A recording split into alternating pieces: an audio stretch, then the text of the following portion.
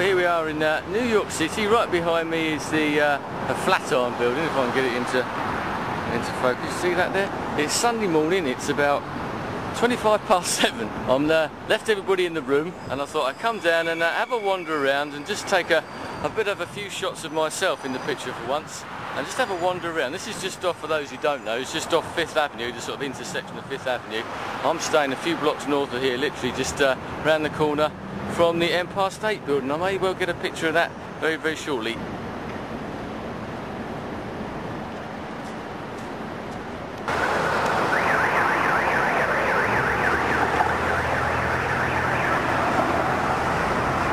Hello, me again. I don't know if you can see what this is. I pan up, I bet you can probably guess before I even get there. This is called the Empire State Building from a neck craning position right on 5th Avenue. The noise is starting to build up now as it's getting towards 8 o'clock in the night. It's only a Sunday morning, but you can hear cars going off and things like that, and the traffic's gradually building. So it's pretty amazing, this building, at any sort of time of day. Well, this of course is Central Park, down the south. We only went to the sort of the southern end of the park, I suppose, but a great little oasis of calm in otherwise quite hectic city, and I think that's what people like. They call it the sort of lungs of New York, and I can totally understand why. It was a lot more green and pleasant land, I suppose, in some ways, with the trees and everything. A lot better than I thought it would be in some respects. One of our sort of favourite little places, a great place for New Yorkers and tourists alike to sort of go and escape for a little bit. And as you can see, it's the views from the park itself are quite amazing, really. Lovely little bits of water. You can go row boats on the water, take strolls around, sit around, as you can see there in the park, just sort of lounge around in the sun, which is exactly what the family did as well. This is the western side of the park, and this is up by the Dakota buildings, and obviously where John Lennon used to live and Yoko Ono still lives, and Strawberry Fields is just around the corner. There we go. Just off of the west side of the park there, another little oasis. Quite a poignant place to be, I suppose. Anyone who sort of loves their music, and I think it all speaks for itself, really.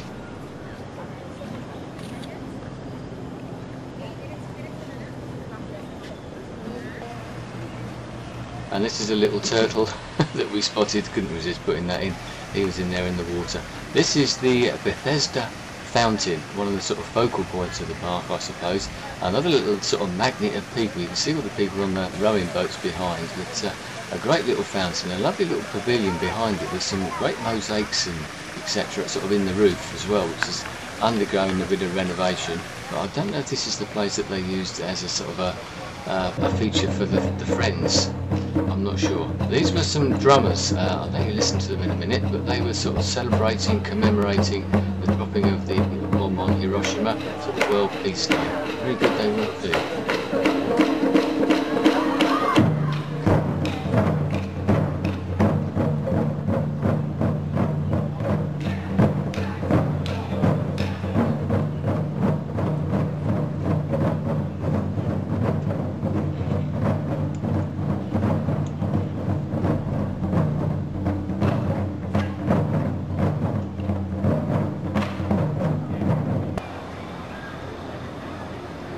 Back to Central Park, once again a good example of all the different styles of architecture. Those two sort of glass towers in the distance then with sort of a blue colour, but absolutely incredible. We're all very much taken with them. As I said, the architecture around the whole city is stunning. The obligatory little horse carriage ride, something we didn't do ourselves. The next shot, FAO Schwartz.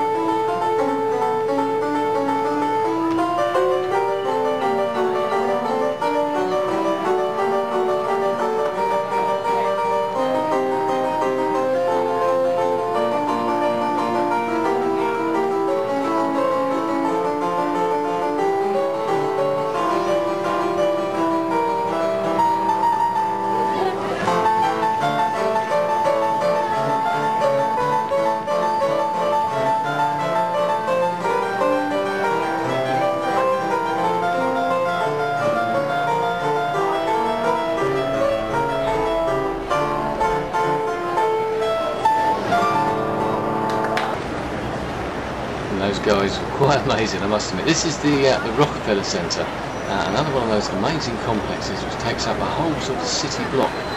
Another extremely tall building, one of the most sort of iconic places in the city, I suppose.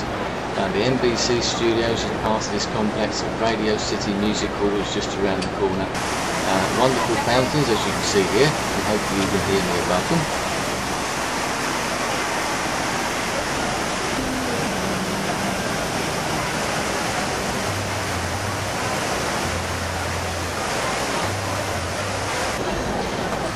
And this is the area that they use as an ice skating rink in the winter, of course.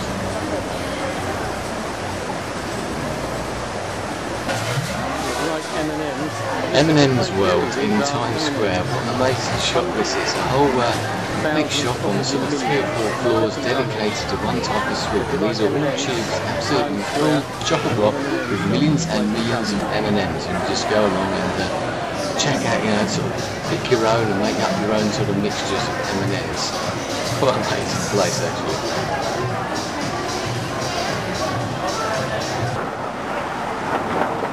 And this is Times Square during the daytime. I have got some video, obviously, of Times Square at night, which I haven't even got around to editing yet, but it's a completely different time, sort of place during the daytime. At night it's absolutely incredible, but I think this gives a real flavour of what it's like during the day. A bit of an overload of the senses even during the day as well. Very busy place, all times of day, but you can see the advertising. Anyone who's been to Piccadilly Circus in London will have some idea of what this is like, but believe me, this is way, way over that.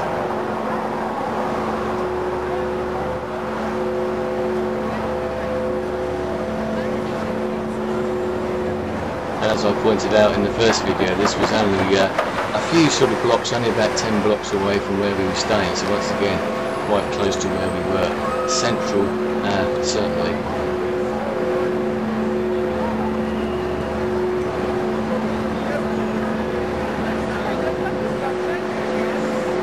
As you can see, the neon even shines up during the day, so it's a good place to come throughout the day as well.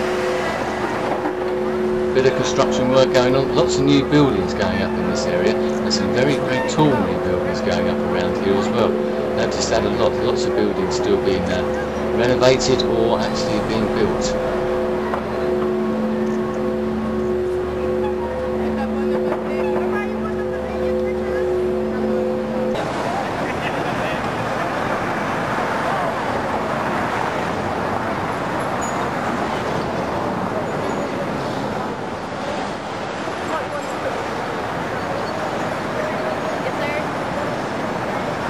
And that's just about it for part 2. I hope you enjoyed the tour.